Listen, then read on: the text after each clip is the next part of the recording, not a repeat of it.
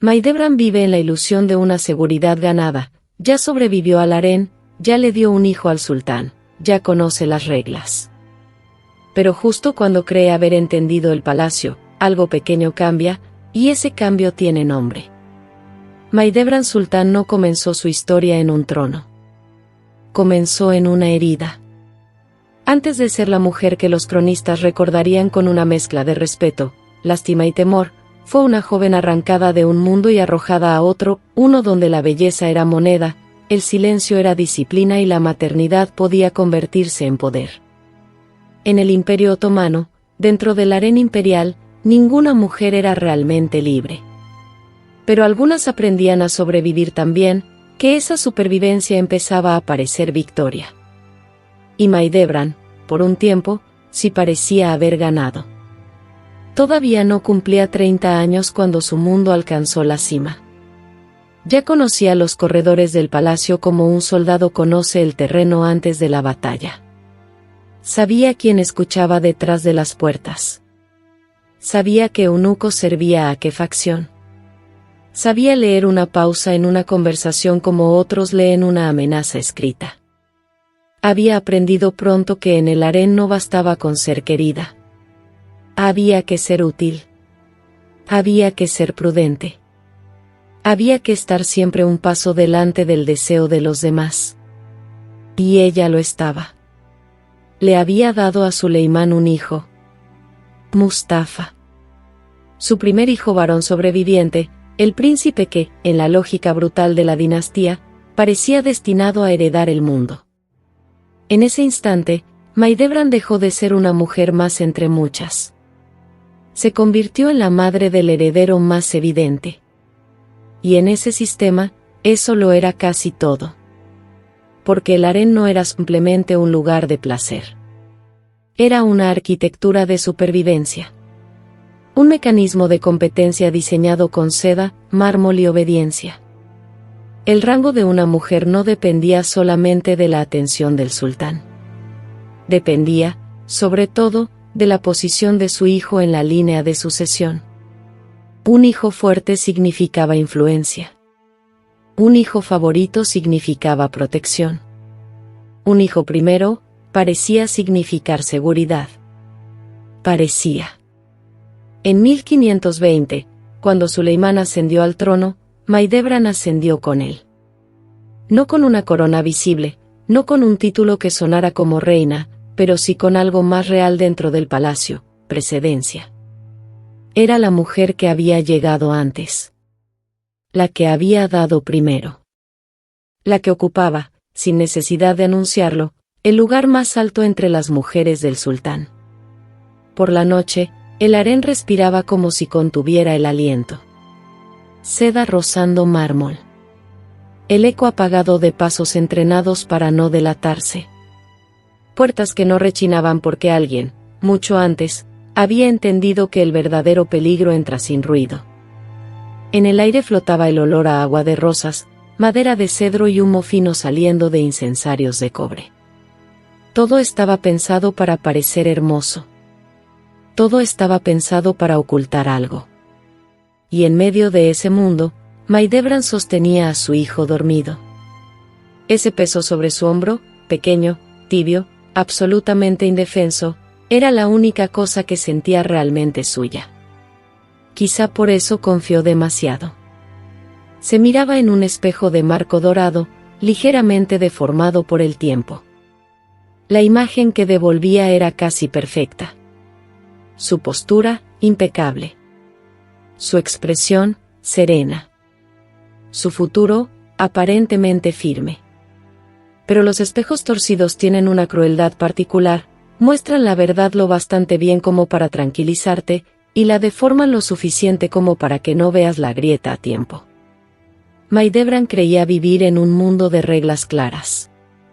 Creía que el orden del palacio, por brutal que fuera, seguía un patrón comprensible. Primero la favorita. Luego la madre del príncipe. Después, la consolidación del linaje. Había pagado cada precio que ese mundo exigía. Había soportado humillaciones, observado, calculado, esperado. Había hecho todo bien. Y sin embargo, justo cuando una mujer cree haber dominado un sistema, ese sistema puede decidir cambiar. No con un golpe. No con una proclamación. No con el estruendo de una caída. A veces cambia con algo tan pequeño que nadie lo ve llegar. Una muchacha nueva. Joven. Traída como tantas otras, sin historia propia dentro del palacio, sin nombre que importara todavía, sin rango, sin promesa. Apenas otra presencia más entre cuerpos entrenados para agradar. Pero hubo algo extraño en ella desde el principio. Algo que, en otro lugar, habría parecido insignificante, y en el harén resultaba casi escandaloso. Se reía. No con coquetería ensayada. No con sumisión. Se reía demasiado fuerte. Como si todavía no entendiera dónde estaba. Como si no hubiera aprendido que en el harén la risa libre podía sonar más peligrosa que un cuchillo. Maidebran no sabía todavía que las reglas que había dominado estaban a punto de ser reescritas por alguien que ni siquiera había intentado aprenderlas. No sabía que algo ya había cambiado dentro del palacio. Y ese cambio tenía nombre. Hurrem. Hurrem entra al harén sin linaje ni respaldo, pero con una habilidad más peligrosa: entender lo que Suleimán necesitaba sentir. Su ascenso no fue romántico, fue estratégico. Y Maidebran empieza a comprender, demasiado tarde, que su rival convierte cada herida en ventaja. Antes de ser Hurrem Sultán, antes de que Europa la llamara Roxelana, antes de que su nombre quedara pegado para siempre a la palabra cambio, probablemente fue una muchacha llamada Alexandra, o Anastasia, o quizá otra cosa que la historia ya no puede recuperar con certeza. Nació lejos del centro del imperio, en tierras de la actual Ucrania, y llegó a Constantinopla como llegaban tantas, arrancada, vendida, convertida en propiedad. Ese origen debería haberla condenado a la insignificancia. Sin familia dentro de la corte. Sin protectores visibles. Sin una red de mujeres mayores dispuestas a abrirle paso. En el harén, eso normalmente significaba desaparecer en la multitud de rostros bellos y obedientes que esperaban, a veces durante años, una mirada del sultán. La mayoría competía por atención. Algunas por cariño. Otras, más ambiciosas, por un hijo. Hurrem entendió algo distinto. Entendió que la atención del sultán no era suficiente si podía ser reemplazada. Había que volverse necesaria. Los cronistas la describen como alegre, viva, inusualmente luminosa. Su nombre otomano, Hurrem, suele interpretarse como la risueña, la alegre. Pero hay algo engañoso en esa imagen. La alegría, en una corte como aquella, podía ser también una estrategia. Podía desarmar. Podía intrigar. Podía ofrecer al sultán algo que el resto del palacio no sabía darle, la sensación de estar con alguien que no solo lo veneraba, sino que lo veía. Y Suleimán respondió. No de forma pasajera. No como responde un hombre poderoso al rostro nuevo que pronto olvidará. Respondió con continuidad. Con preferencia. Con intimidad. Hurrem tuvo un hijo, Mehmed, en 1521, y después tuvo más. Eso ya era una anomalía. La costumbre imperial había tendido a limitar a una concubina a un solo hijo varón y, cuando ese príncipe creciera, madre e hijo solían apartarse hacia una provincia donde él comenzaría su formación política. Hurrem rompió esa lógica desde dentro, tuvo varios hijos de Suleimán y, además, permaneció cerca del centro del poder. No fue un romance de cuento. Fue una revolución silenciosa. Con el tiempo, Suleimán empezó a escribirle poesía. Cartas. Versos.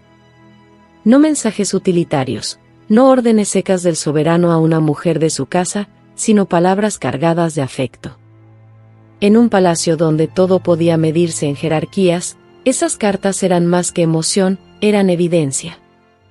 prueba material de que Hürrem no estaba ocupando simplemente el lecho del sultán, estaba ocupando su mundo interior. Mahidevran debió sentir el cambio mucho antes de poder nombrarlo. Al principio quizá fue una ausencia. Una visita menos frecuente. Un rumor que dejaba de parecer rumor. Una criada reasignada. Una cortesía más fría. En los grandes palacios, la caída nunca empieza con una orden. Empieza con pequeños desplazamientos de temperatura humana. Con la sensación de que ciertas puertas tardan más en abrirse. Con la intuición de que los ojos ya no se bajan ante ti con la misma rapidez. Y luego vino lo impensable. En algún punto de los primeros años de la década de 1530, Suleimán hizo lo que los sultanes otomanos prácticamente habían dejado de hacer con sus concubinas: la desposó legalmente. La convirtió en su esposa. Y ese acto no fue solo un escándalo sentimental. Fue un terremoto político. Porque un matrimonio así alteraba la geometría del poder dentro del harén y dentro del imperio. Lo que Hürrem ganaba no era únicamente legitimidad emocional. Era estatus. Era permanencia. Era una forma nueva de autoridad que el sistema, tal como Mahidevran lo conocía, no había previsto. Imagínalo desde los ojos de Mahidevran. Tú llegaste primero. Tú soportaste primero. Tú diste al hijo correcto en el momento correcto. Tú aprendiste todas las reglas. Y de pronto aparece una mujer que no solo no las sigue, sino que obliga al hombre más poderoso del mundo a cambiarlas para ella. Eso no se parece a una derrota común. Eso se parece a mirar cómo el suelo acepta a otra persona y se abre bajo tus pies. La confrontación entre ambas, en cambio, sí tuvo cuerpo. Algunos relatos históricos posteriores y tradiciones cronísticas coinciden en que Mahidevran atacó físicamente a Hürrem: arañazos, golpes, cabello arrancado, insultos arrojados con toda la furia que puede reunir una mujer que siente cómo la desplazan de su propio destino. Los detalles exactos varían según la fuente, pero el núcleo de la escena persiste porque revela algo esencial: Mahidevran eligió la violencia, y Hürrem la convirtió en utilidad. Podemos casi oírlo. No un grito abierto. No un escándalo teatral que atrajera a guardias. Más bien ese siseo bajo, venenoso, de dos mujeres que entienden que en el palacio hasta la rabia debe administrarse. El olor metálico de la sangre mezclándose con el perfume. El agua de rosas incapaz de cubrir la humillación. Las manos de Mahidevran temblando después, no solo por furia, sino por la primera sospecha de haber cometido un error irreparable. Porque Hürrem no se escondió. Eso es lo crucial. No ocultó las marcas. Las mostró. Se presentó ante Suleimán herida, visible, calculada. No hacía falta llorar demasiado. Ni exagerar. Bastaba con voltear ligeramente el rostro para que la luz cayera sobre las heridas. Bastaba sugerir que no era digna de presentarse así ante él. Bastaba permitir que el sultán completara el resto con su propia indignación. Esa fue la genialidad feroz de Hürrem. Convirtió su cuerpo en documento político. Mahidevran creyó haberla dañado. En realidad, le había entregado una escena perfecta. Y en una corte gobernada por percepciones, una escena perfecta podía valer más que una verdad entera. Suleimán se alejó de Mahidevran. No de manera oficial. No con una sentencia pronunciada en voz alta. Pero el efecto fue claro. En un sistema donde el favor del sultán ordenaba cada respiración, su distancia era una forma de castigo. Y Mahidevran, que había vivido confiando en la fuerza de su posición como madre del primer príncipe, comprendió con horror que esa fuerza ya no era suficiente. Hürrem no estaba ganando por ser más violenta. Estaba ganando por ser más precisa. En silencio, siguió acumulando lo que de verdad importaba: cercanía, legitimidad, hijos, permanencia, presencia en el centro. Mientras Maidebran todavía defendía lo que había sido, Hurrem ya estaba construyendo lo que vendría después. Y ese fue el momento más peligroso de todos. No cuando corrió la sangre, sino cuando Maidebran entendió que, en manos de Hurrem, la sangre no era herida. Era arma.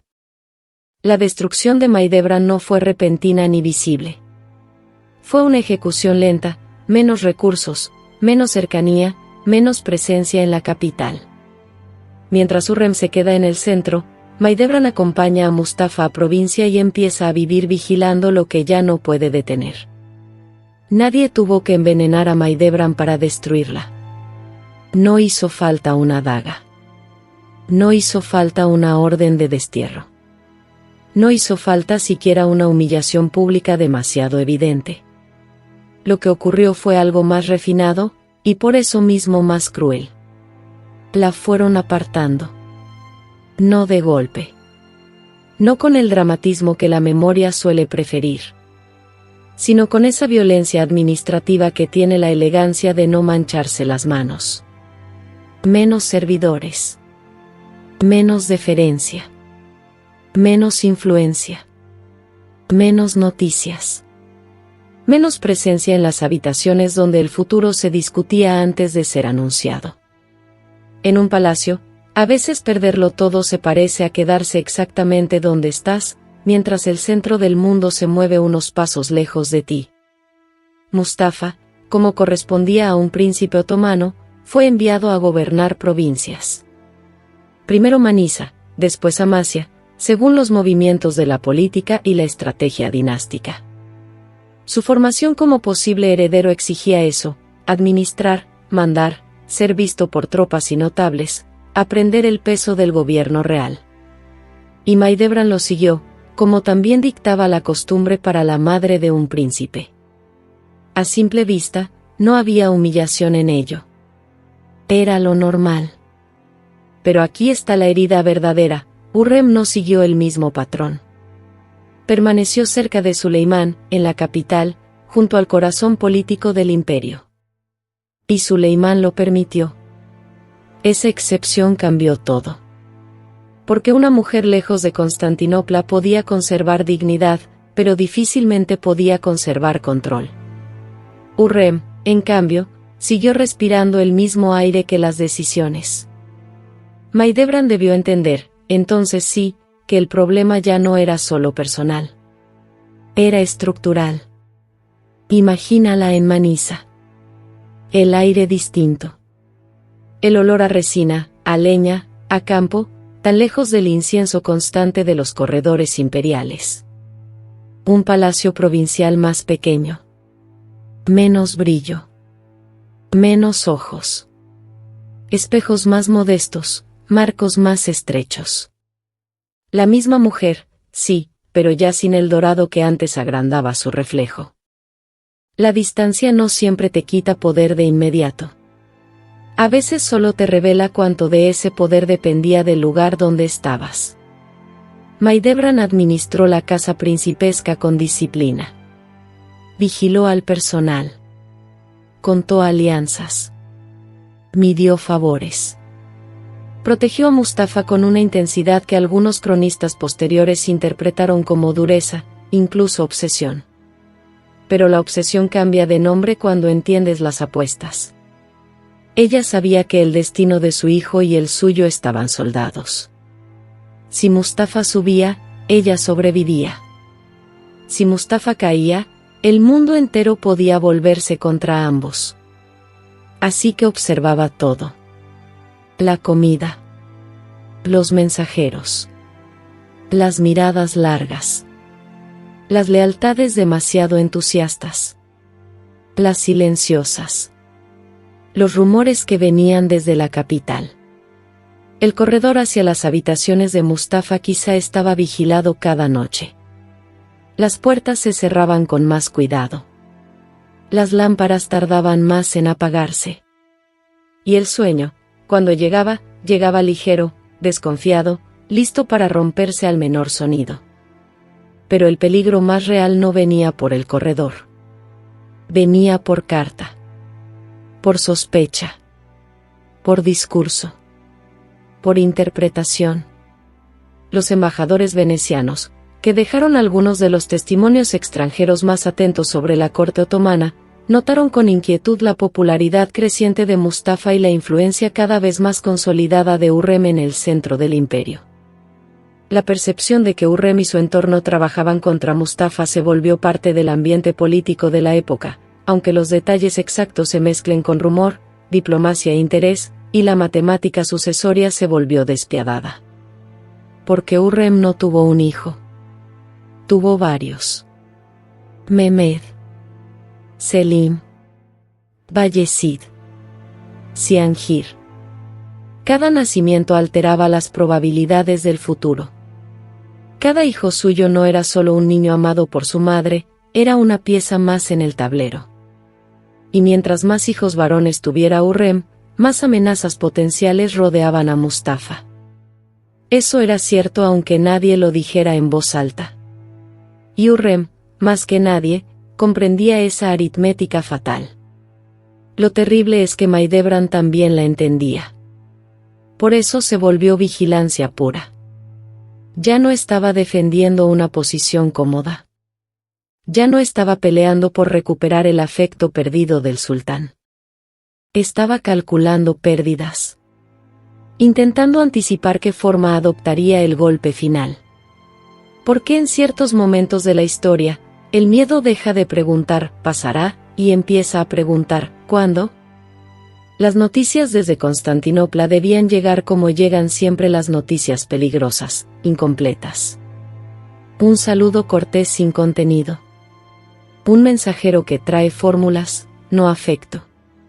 Un nombre mencionado con demasiada frecuencia. Otro que deja de mencionarse. Tal vez, a veces, ninguna carta de Suleimán. Y esa ausencia pesa más que una mala noticia, porque el silencio permite imaginarlo todo. En los años finales del reinado, Mustafa se había convertido en mucho más que un príncipe prometedor. Para amplios sectores del imperio, especialmente en el ámbito militar, parecía el heredero natural. Joven aún, competente, visible, con experiencia de gobierno y reputación de capacidad, representaba una continuidad que muchos consideraban deseable. Esa popularidad, sin embargo, también lo hacía peligroso a los ojos del sultán. No solo por lo que Mustafa hiciera, sino por lo que otros podían querer hacer en su nombre, y aquí la tragedia empieza a cerrarse. Porque una cosa es que una madre tema por su hijo. Otra muy distinta es que tenga razón. Los estudios modernos sobre la ejecución de Mustafa subrayan que la explicación no puede reducirse de manera simple a una intriga de harén, aunque esa versión haya dominado durante siglos. También hubo una crisis real de autoridad. Suleimán envejecía. Mustafa concentraba afecto, admiración y expectativas. Los genízaros lo querían. La sola existencia de un príncipe tan amado podía convertirse, en un sistema tan inestable, en una amenaza para el soberano reinante. Hürrem y Rustem Pasha aparecen con frecuencia como figuras decisivas en la construcción del clima que llevó al desastre, pero el acto final fue del sultán. Mahidevran quizá no conocía todos los documentos. Quizá no veía cada maniobra. Pero no hacía falta. El cuerpo aprende a reconocer el peligro antes de que la mente consiga explicarlo. Y ella ya vivía dentro del peligro. Cada noche cerraba puertas. Cada mañana contaba servidores. Cada comida podía ser una pregunta. Cada rumor, una advertencia. La protección se convirtió en cárcel. El amor materno, en guardia permanente. Había pasado de defender un futuro a tratar de impedir una catástrofe que ya avanzaba. Eso fue lo más insoportable de su caída. No la pérdida del lujo. No la distancia de la capital. Ni siquiera el triunfo visible de Hürrem. Fue la comprensión lenta, sofocante, de que todo lo que había construido se estaba desmontando a su alrededor, y que el desmontaje estaba siendo realizado con sonrisas, reverencias y fórmulas de cortesía. Todavía no le quitaban a su hijo. Todavía no. Primero necesitaban que mirara. Y miró todo. La ejecución de Mustafa en 1553 destruye el último pilar de Mahidevran. Aquí ocurre el colapso definitivo, no solo la muerte del hijo, sino la certeza de que todo llevaba años encaminándose hacia ese final. El momento en sus ojos se presenta como una reconstrucción histórica probable, no como un hecho indiscutible. En 1553, el imperio marchaba hacia Persia y, con él, marchaba también una sospecha que ya había echado raíces. Mustafa fue llamado al campamento de su padre. Eso, por sí solo, ya encerraba una crueldad perfecta.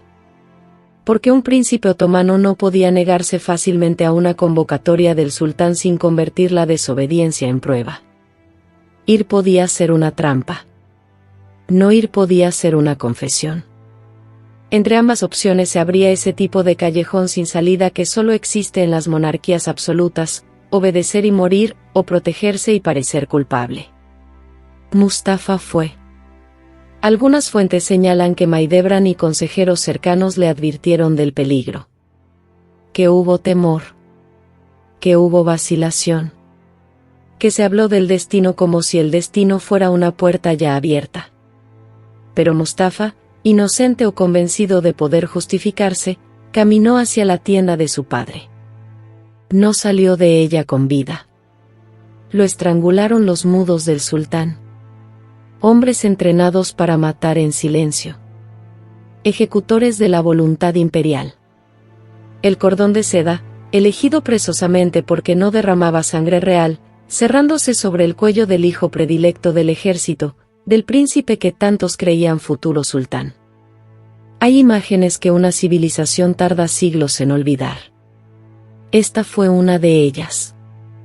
La acusación oficial fue traición. Correspondencia con el enemigo safávida. Ambición desleal. Preparativos de rebelión. Pero la solidez de esas acusaciones sigue siendo profundamente disputada por los historiadores. La interpretación más repetida durante siglos culpó a Hurrem y a Rustem pasa de haber manipulado a Suleimán para eliminar al heredero que estorbaba a los hijos de Hurrem. Investigaciones más recientes han añadido complejidad, la popularidad enorme de Mustafa, en especial entre los genízaros, y el temor del propio Suleimán a perder autoridad pudieron ser factores decisivos. Lo más honesto, históricamente, es decirlo así, la traición nunca quedó demostrada de manera incuestionable, pero la amenaza política que Mustafa representaba sí era real a ojos del sultán. Y luego vino la reacción del ejército. Los genízaros lloraron a Mustafa. Lo lloraron con una intensidad que las fuentes recuerdan precisamente porque no era común ver a una fuerza militar de esa magnitud responder así ante la muerte de un príncipe. Lo querían.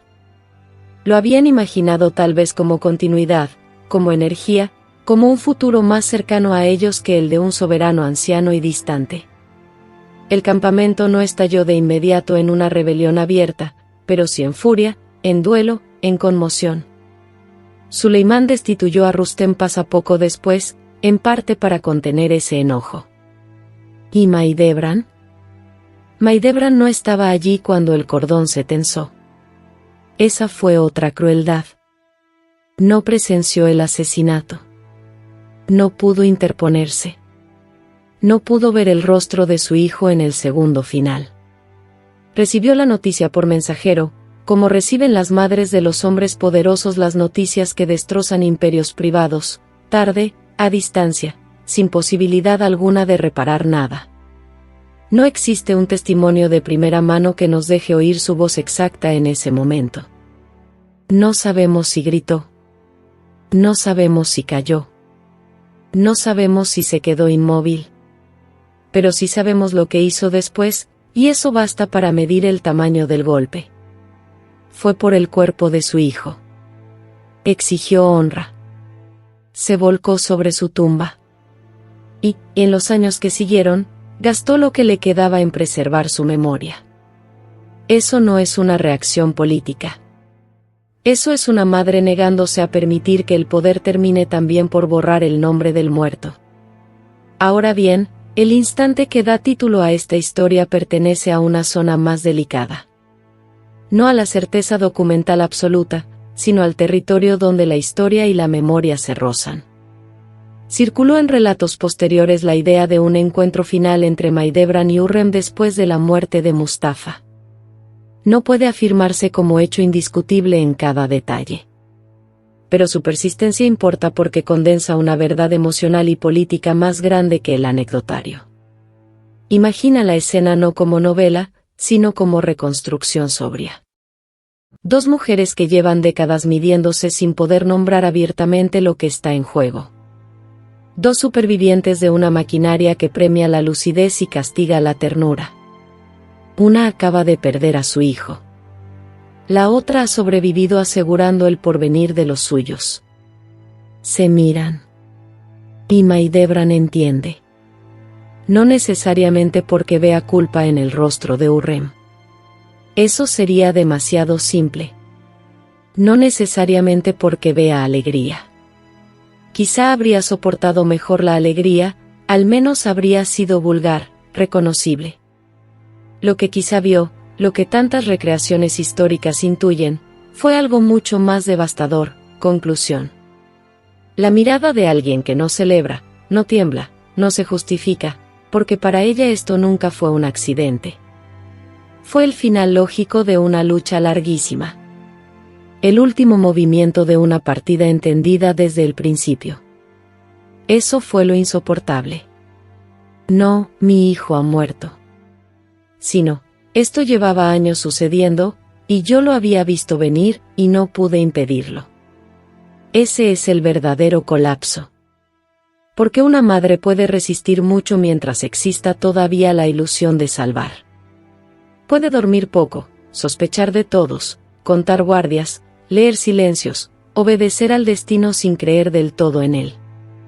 Pero cuando la muerte llega firmada por el propio padre del hijo, cuando el peligro no entra por la puerta sino que viene con sello imperial, entonces todo el sistema de vigilancia interior se derrumba al mismo tiempo. El mundo no estalla. Se queda en blanco. Imagina a Mahidevran frente a un espejo, mucho después. El marco ya no es espléndido. Ya no hay oro suficiente para embellecer lo que devuelve el cristal. Incluso puede estar agrietado. Y por fin la imagen coincide con la verdad, la misma mujer que una vez sostuvo al futuro en brazos, ahora sostiene una ausencia. El cordón de seda que mató a Mustafa era, de algún modo terrible, el mismo símbolo del mundo que la había formado. La seda del harén, de los vestidos, de los cojines, de los privilegios, de la suavidad imperial. Todo lo que parecía lujo contenía desde el principio la forma de un arma. Eso también debió comprenderlo Mahidevran, aunque no tuviera palabras para decirlo. Mustafa tenía 38 años. Era respetado, querido y, para muchos, el heredero más natural. Entró en la tienda de su padre y encontró la muerte. Con él murió no solo un príncipe. Murió también la última estructura de sentido que sostenía la vida de su madre. Hürrem moriría 5 años después, en 1558. Mahidevran la sobreviviría por décadas. Esa supervivencia, sin embargo, no tuvo nada de victoria. A veces el castigo más largo no es morir con lo amado. Es seguir aquí después, sin nada que defender, excepto la memoria. Y quizá eso fue lo que Mahidevran vio, al final, en los ojos de su rival. No maldad. No siquiera triunfo. Vio la verdad desnuda del palacio. Que ella había leído correctamente cada señal, y aún así estaba condenada.